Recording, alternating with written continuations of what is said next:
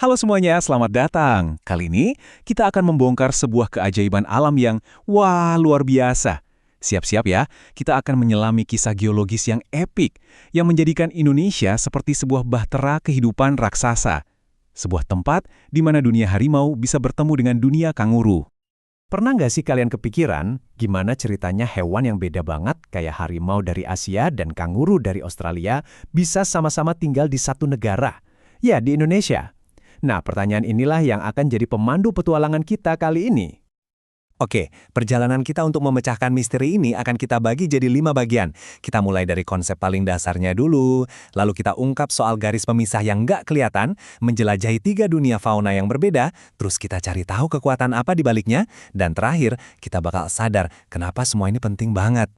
Sip, untuk ngerti kenapa Indonesia ini begitu unik, kita harus mulai dari gambar yang paling besar dulu, yaitu tempat di mana semua kehidupan di planet kita ini eksis. Konsep ini namanya biosfer. Gampangnya, anggap aja ini sebagai zona kehidupan raksasa di planet kita. Sebuah sistem global yang mencakup semua makhluk hidup, dari bakteri paling kecil sampai ikan paus terbesar. Biosfer ini nggak sendirian loh. Dia itu hasil dari kerjasama 3 lapisan utama. Ada litosfer, yaitu daratan tempat kita berdiri, hidrosfer, yang isinya semua air di bumi, dan atmosfer, udara yang kita hirup. Nah, kehidupan itu bisa tumbuh subur tepat di pertemuan ketiganya. Oke, sekarang kita persempit lagi fokus kita ke Indonesia. Kita mulai pecahkan teka-teki utamanya. Percaya atau enggak, ada sebuah batas tak kasat mata yang membelah dunia satwa di Nusantara. Dan inilah dia, garis Wallace. Ditemukan oleh seorang naturalis hebat, Alfred Russel Wallace, di abad 19.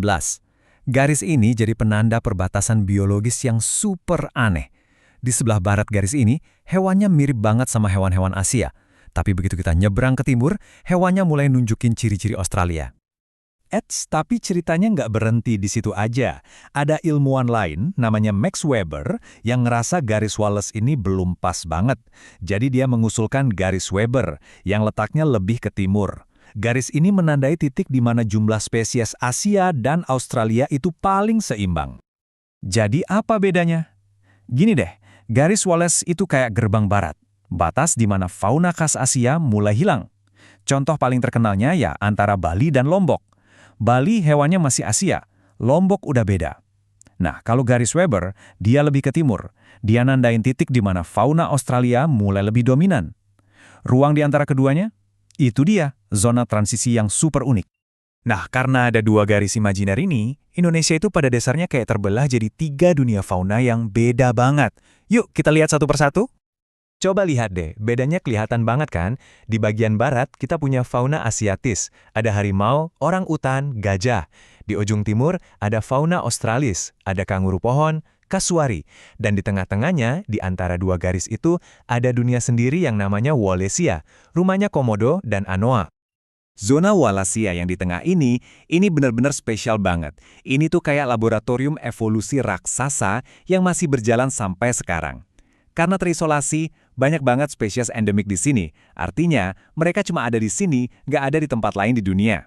Ini dunia transisi yang penuh keajaiban, kayak Tarsius, primata terkecil di dunia, dan burung maleo yang unik.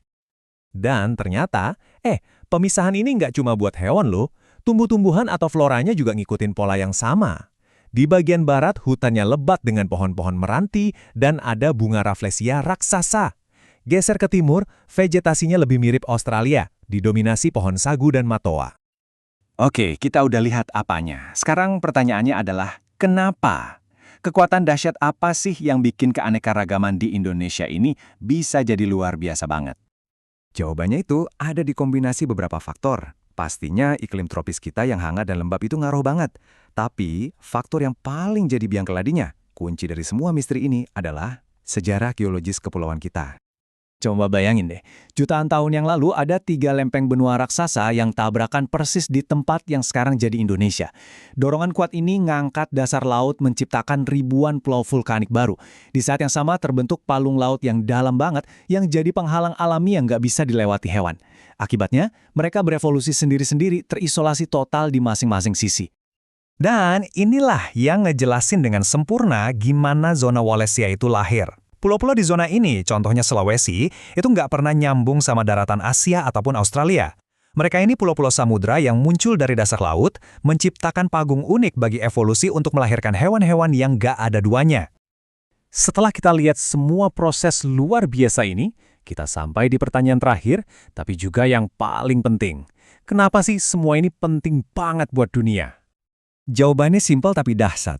Karena Indonesia adalah salah satu dari 3 pusat keanekaragaman hayati terbesar di planet ini.